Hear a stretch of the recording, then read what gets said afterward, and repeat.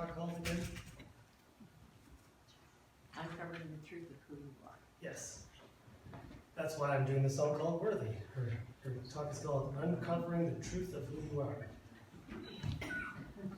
There you go.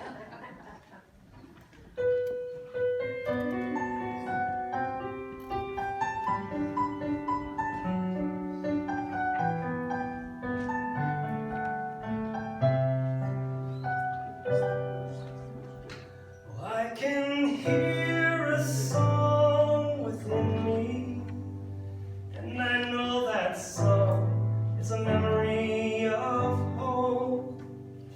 I can hear my spirit singing as I give the world my soul's true song.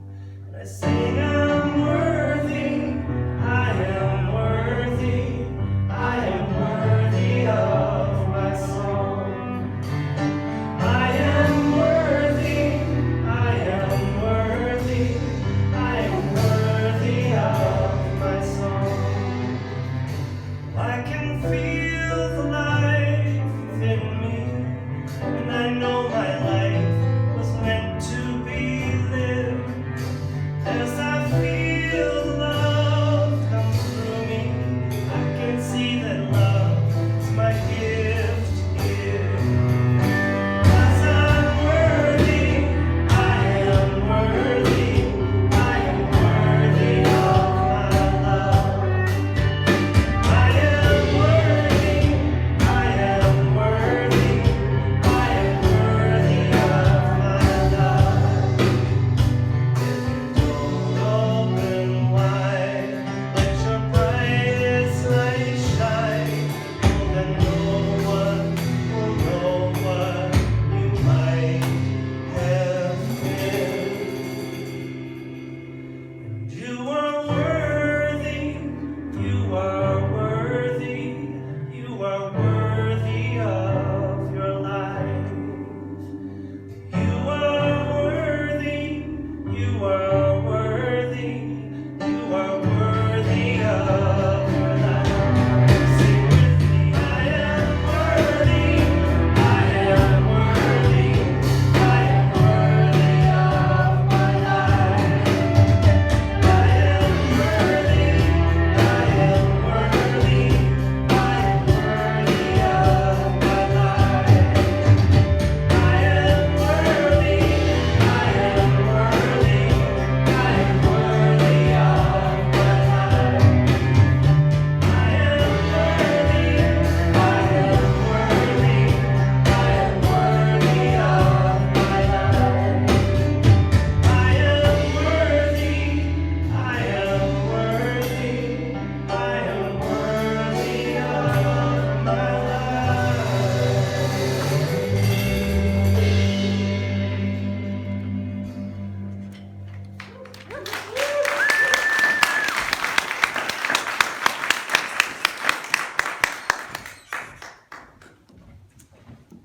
Wow, such a great song.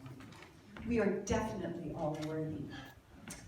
And this morning, our speaker is a very intrinsic member of our community. Ariana Brackenbury is kind of like our little engine maker. She is always chugging along, saying, well, we could do this, we could do that, yes we could, yes we could, yes we could, yes we could. She keeps us on our toes, moving forward, and recently has taken us forward into the online world. So thank you to Ariana. We are Facebook Live, as well as our brand new website. And Ariana is multi-talented. When she isn't doing a million things for us at Unity of Calgary, she is a facilitator, she's an inspirational speaker, and she's a heart-centered leader. She spends a lot of time focused on supporting other people. And her mission is to help others who have found themselves on their knees in the arena of life get back on their feet, stronger and wiser, taking the learnings and moving into a more empowered life. She does individual coaching, She does circles, online courses, putting herself out into the world wherever she can be of service. And we are delighted that this morning she's going to be sharing her words of wisdom for us and with us in her talk called Uncovering the Truth of Who We Are. Please welcome the lovely Miss Ariana Brackenbury.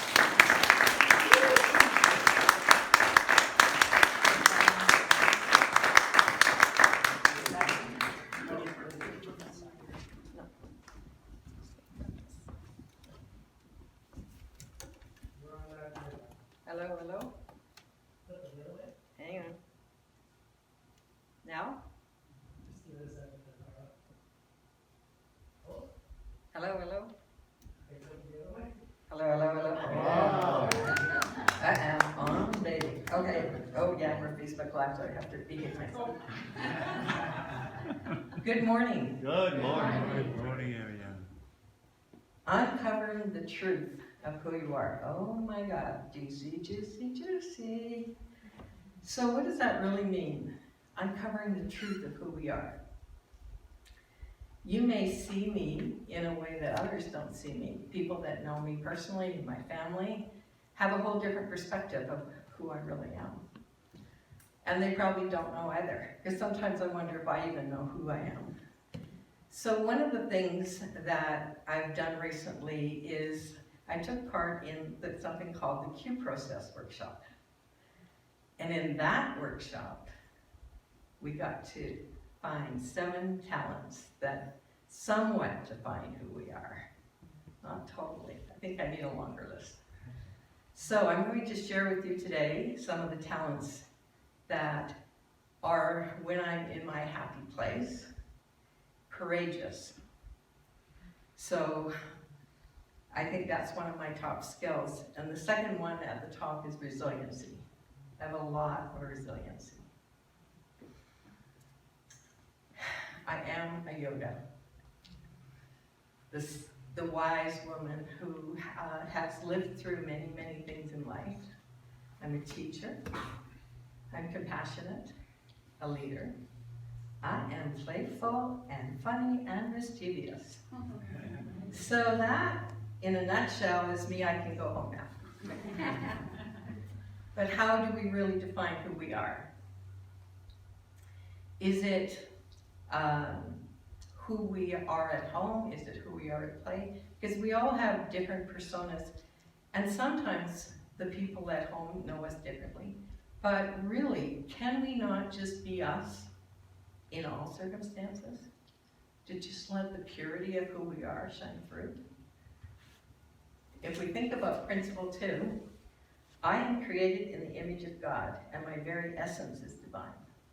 Therefore, I am inherently good. That sometimes takes a little bit of repeating, because I think a lot of times we forget that.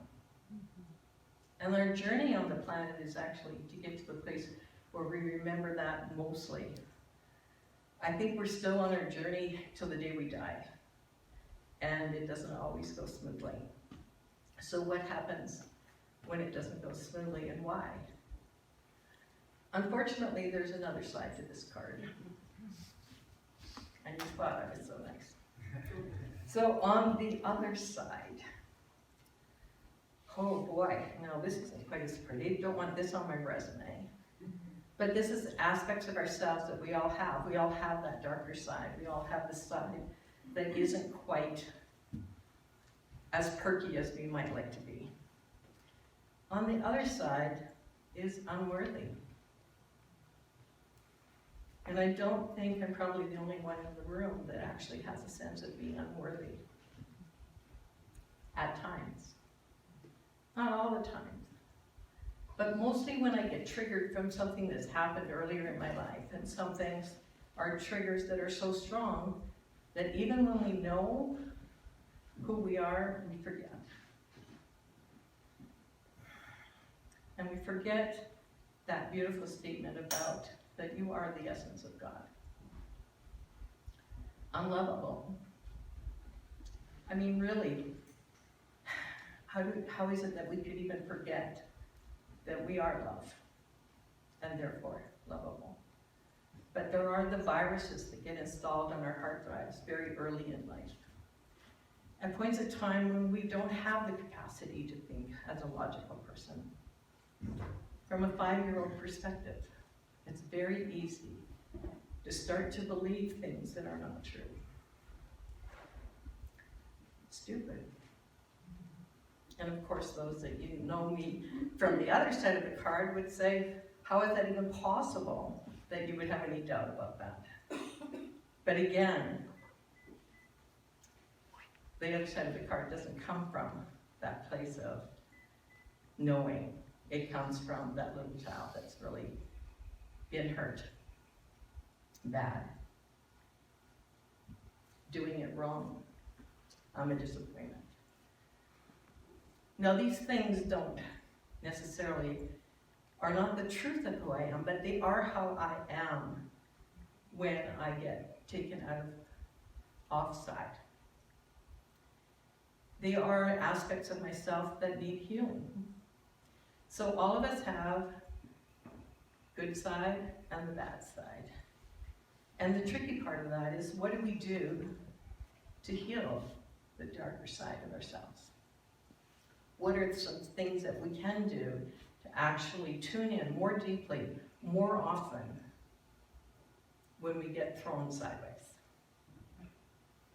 When I was about 7, I was outside looking after my brothers who were 5 and 3.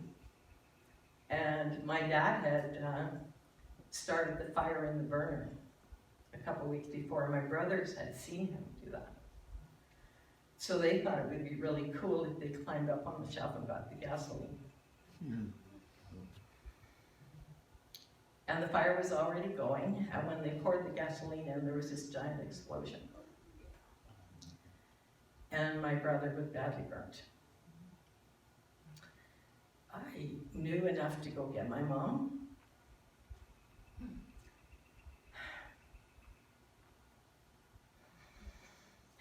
And it still sits there.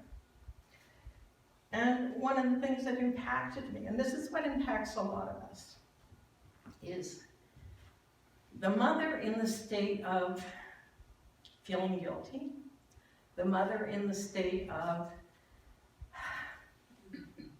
needing someone else to take the blame, said, I told you to look after your brother. 8 words. 8 words that directed much of my life. I'm bad.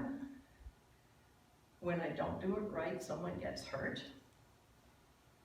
And you can see the thread that moves along with that. So when we're working with these emotions that come up, they don't come up at convenient times. Does anybody know that it doesn't happen at convenient times? And so when it's something that deep, it's useful to get someone to help. And I actually was fortunate to have a session with Katie. And we looked at through the eyes of the child. And what happens is we actually need to reprogram that virus that's on the hard drive. We need to do some work. It's not about just snapping our fingers and having it done. How many of you have patterns like working with the bully, and it just seems like, I did that, and now it's back. I did that, and now it's back. There's like these layers and layers, and it's almost as if our souls come to learn something. And in my case, one of the things I came to learn was about the bully. But it would show up, and it would show up, and it would show up. Until finally I got, it's the bully. You think you're going to catch me with that one? No, we're done with that. So it's really knowing that if you were to make a pie graph and take all the things that are on the front of the card, for the most part, you got a filled pie graph. When life is going sweet, it's pretty easy to be that resume version of yourself. When things aren't going so sweet, there's this little slice that comes out of that graph. And it's the aspects of ourselves that need healing. It's the aspects of the inner child. And one of the things that happens is the child creates strategies in order to survive. It creates ways of being in order to survive. And those ways of being are not always the most positive. They're designed for safety. So what does this little girl decide to do? Well, I better be really good. And if I'm not really careful, somebody will get hurt. So what do? I overcompensate for that. I become a perfectionist. And I use what I think I know to be the truth, to really drive my life, not from the place of that empowered side of the card, but from this underlying deep, deep, deep wound that sits there and really controls a lot of how we are. It is so sneaky, actually, that when that virus gets installed on your hard drive, you don't know it's being installed. It doesn't disappear. Nobody knows how to defrag or get rid of it, unless you're going to talk to somebody who knows about defragging. And the human heart is a little trickier than the computer hard drive. So the work is really to go back and recover. And so spirit, a couple things. There's something that also happens is we tend to tread lightly when we've been wounded. We tend to tread lightly and second guess and not necessarily show up as the truth of who we are, because in order to be loved, I have to be what other people want me to be. In order to be loved, I can't just be me, because I have a mistaken belief about who I really am. And Spirit has been on duty, as usual, when I decide to do a talk. And one of the things is, I've been wanting to do something that's a little scary. So at the end of my talk, I'm going to do something that's a little scary. But in the meantime, the other thing that Spirit brought forward, I have an audio subscription to Audible, and I buy a lot of audiobooks from Carolyn Mace, and so I was looking for something new to listen to this week.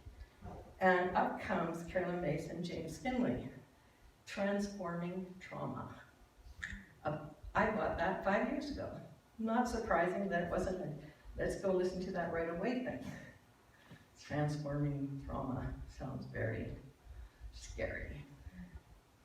But James Finley, in his beautiful book, talks about, I have to be willing to circle back around to keep gathering up all that is still lost and broken within myself and with others, because I cannot authentically move into spiritual healing and leave any part of myself or others behind. Wow. I have to be willing to circle back and to keep gathering up all that is still lost and broken. So that's our task in terms of discovering who we are. Who we are is not necessarily the child that's wounded, but an aspect of who we are is stopping us from being the truth of who we are. So the work is really circling back.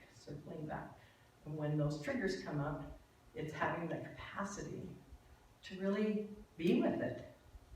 I lived my life stuffing it all down, pretending that it didn't matter.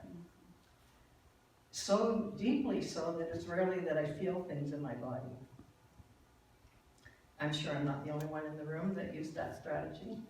Children are magnificently resilient in the face of incredible hardships. And James talks about his father beat his mother on a regular basis. And when he was 15, his mother said, could you just sit at the top of the stairs, and if it looks like he's really going to kill me, I want you to call 911. I want you to go to the police. 15. No pressure. Wow. We all have the aspects of that little girl that are so different. Our stories, if we shared them, we couldn't help but love each other so deeply, because we would understand more of what happens when we do get offside. We would understand more about that. So what happens is there's this voice in the head. I don't know, I might be the only one. But it is not a pretty voice. Mine is named Lizzie the Librarian. Because she has lots of proof of all the stupid things I've ever done in my life.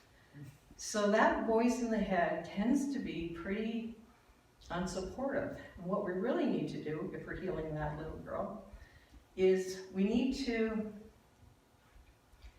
see whatever's going on with love and compassion.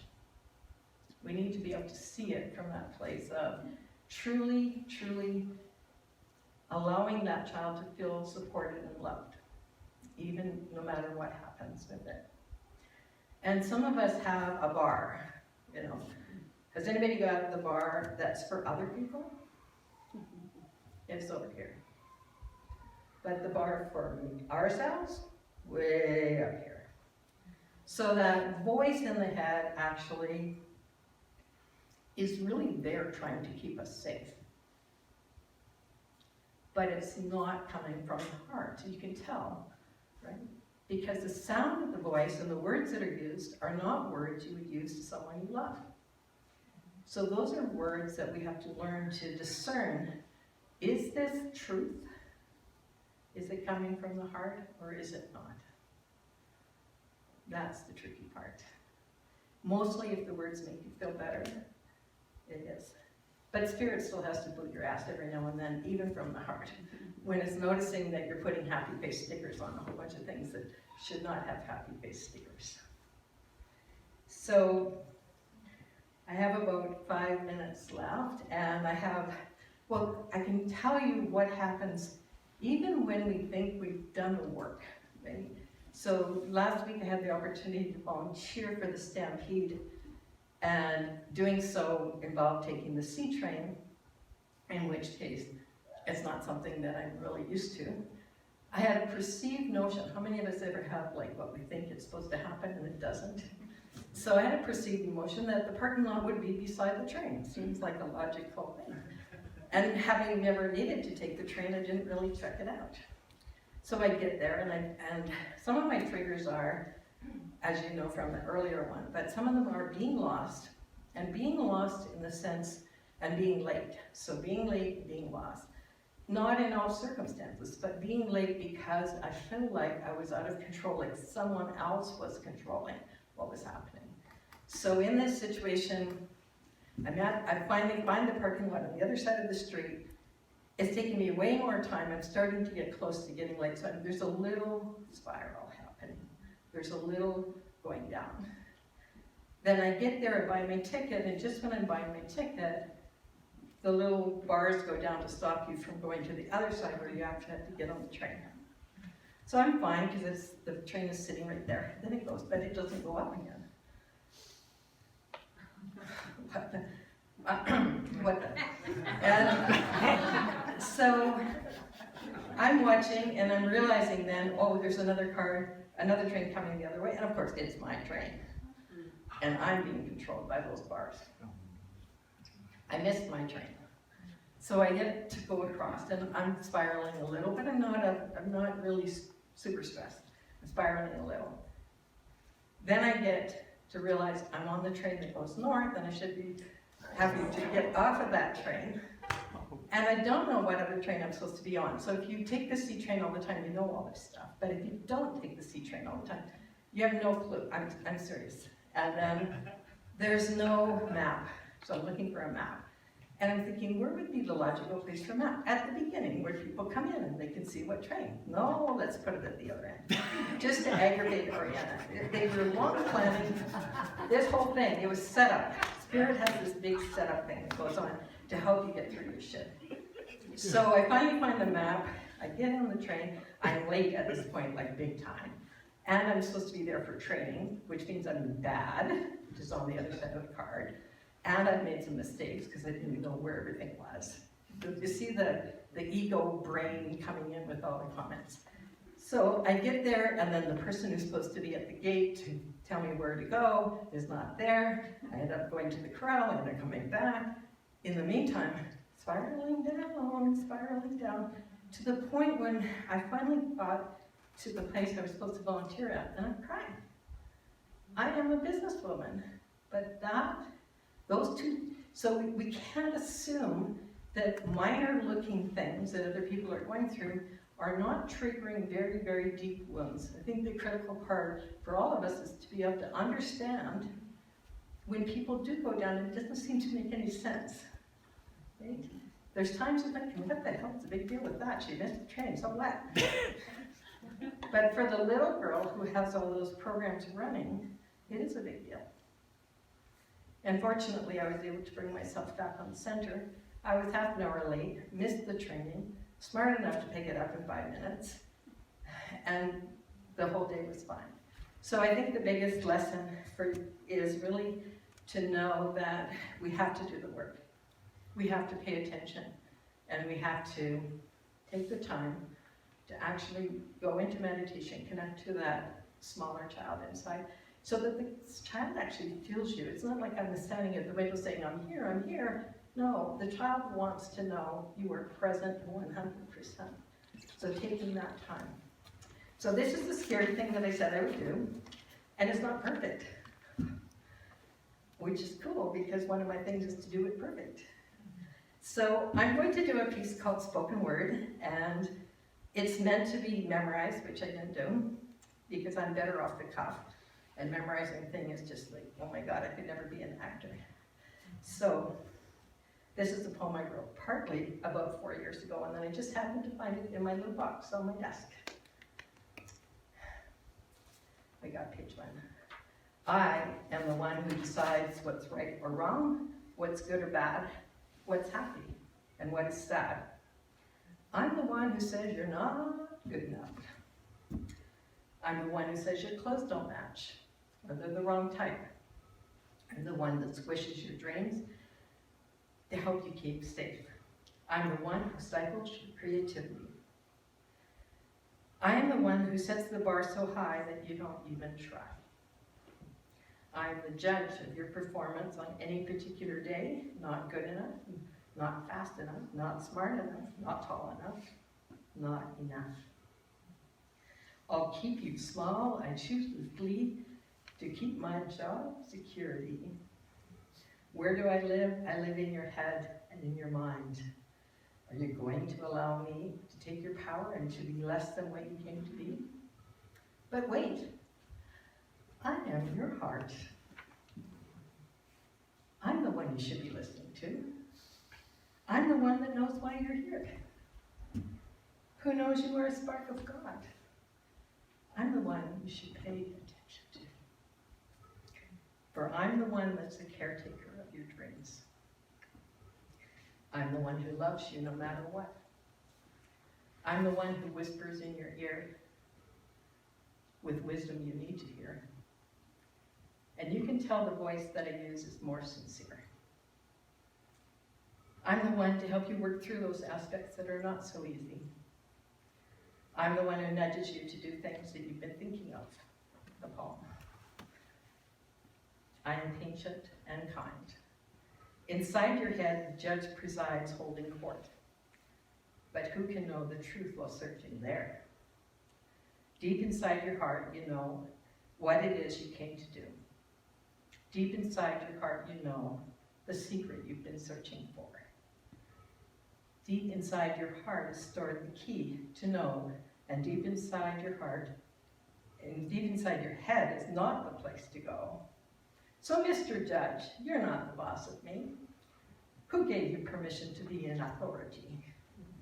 You've had your time, you've had your say. It's time for you to be on your way. I claim the wisdom of the heart to guide my days, and it's a start for me to shift my ways. Thank you.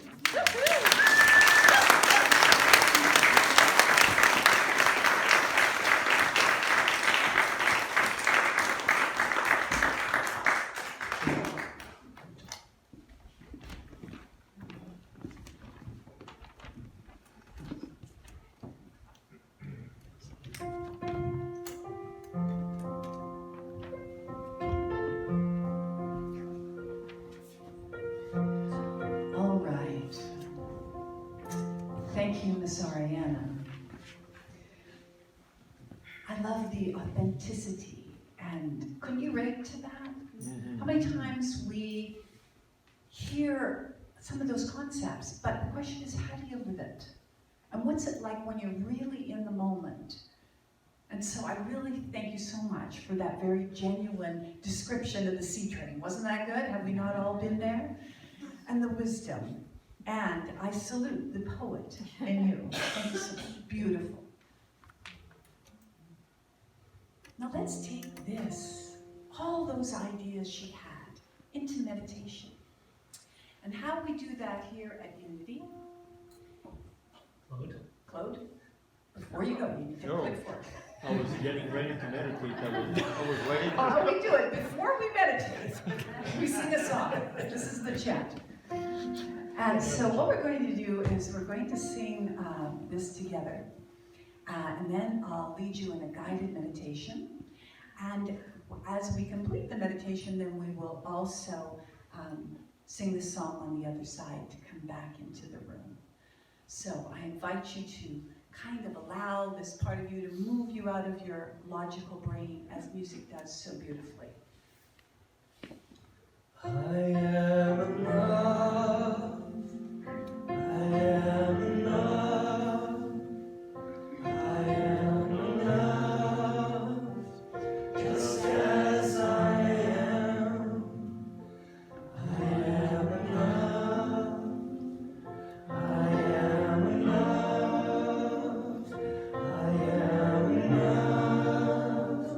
Just as I am. There is nothing that I need to say.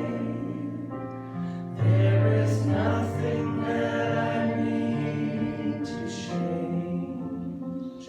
I am enough. I am enough. I am enough.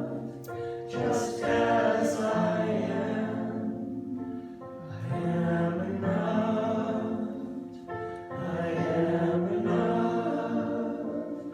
I am enough. Just as I am.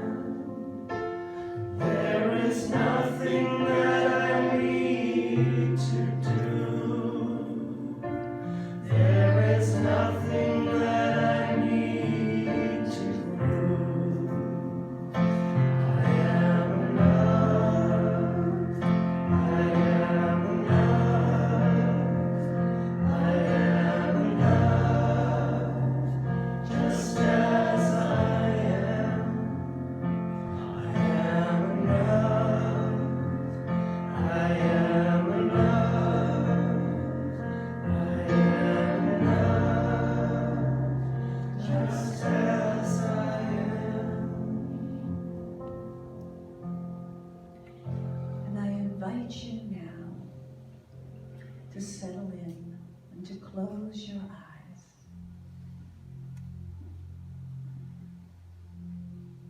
And to sink down into your seat. And allow yourself to experience this healing meditation. Let this time be an opportunity to heal your body and your mind. So bring your awareness now to your feet. Imagine letting your feet sinking down, down into Mother Earth. And as this happens, let all the busyness of your mind go with it.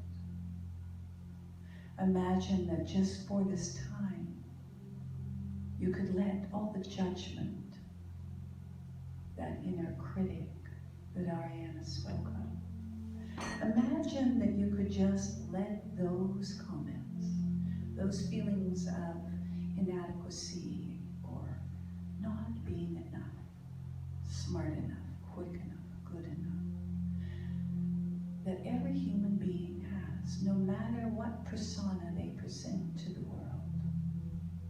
We all have this part. Let's love it. Let's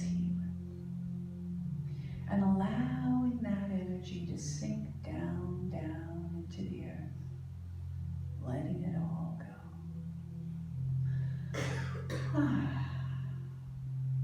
And imagine now that all the goodness, all the nurturing of Mother Earth that makes everything grow on this planet, that you could draw that up through your feet. Imagine that your feet are like roots, seeking that and drawing it up your legs and right to the base of your spine, letting it pool there,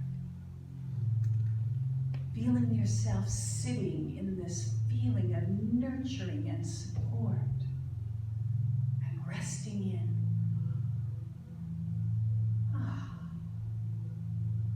Just feeling calm and okay. And breathing in and out slowly. I'm all right. Here in this moment, I let myself be.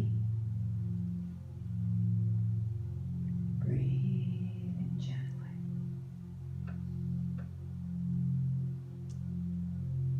And drawing your awareness now to your heart. Here, the heart knows. The heart knows not only the truth about you, but the truth about others and about every situation you're facing. This is the place where wisdom and love, clarity come together.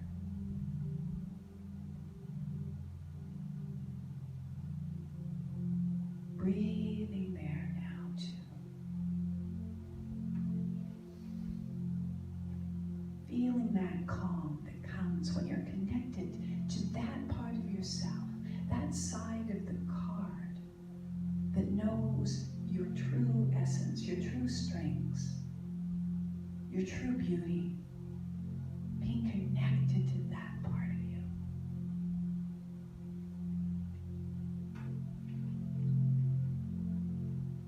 Now let's really energize that part. Let's give it a rejuvenating boost from spirit. Imagine that we could. The more we focus on something, the more it expands, the more things rush in. So let's bring our awareness to above our heads and imagine a brilliant white light. Imagining that this is a healing light. That this light is full of love and understanding. It's full of courage, clarity, strength, compassion. And allow that light to shine down in the top of your head like the warmth of the sun. Knowing there's nothing you have to do or be to earn this healing light. Just like the trees and the flowers don't earn the sun. They just open up and receive. Allow it to come in. There is an ever abundance. You could never run out of this love and light. Open and drink it in more fully than you ever have before. Allow it to come down over your head, down the back of the neck, and over your shoulders, and wrap around like a cloak of comfort.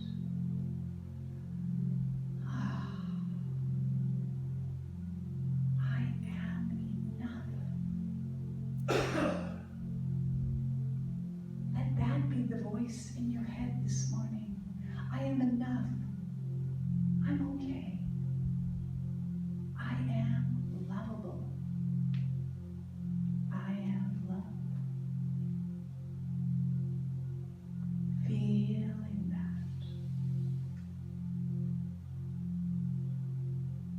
you didn't create yourself.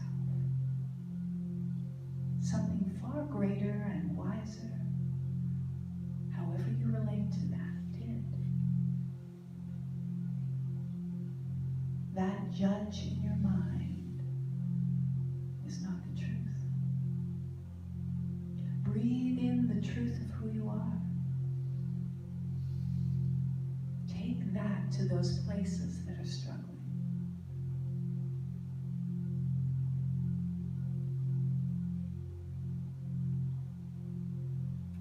And rest for a moment in the silence of that truth.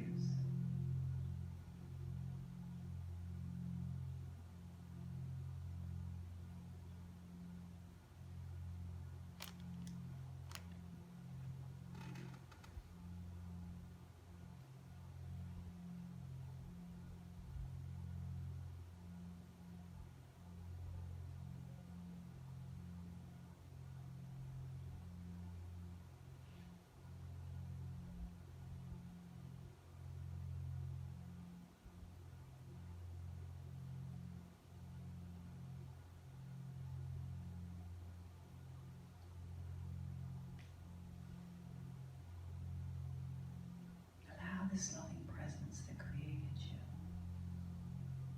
to heal you. Allow it to flow just where it's needed.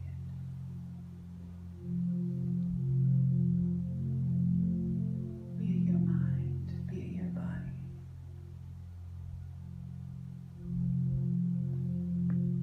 Be it your soul.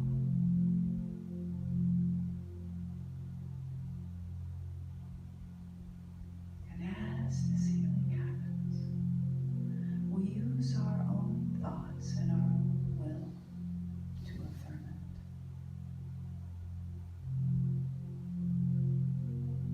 We partner with Spirit by affirming each and every day the truth of who we are. We claim it. We empower it.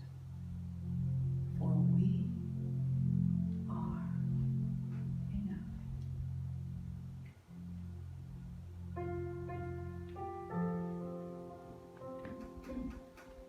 I am enough. I am enough. I am enough. Just as I am. I am enough. I am enough. I am enough. Just as I am. There is nothing that